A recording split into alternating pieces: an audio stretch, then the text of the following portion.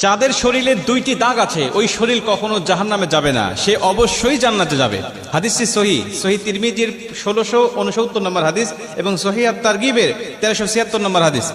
হযরত আবু উমামা রাদিয়াল্লাহু তাআলা আনহু হাদিসটা বর্ণনা করেছেন।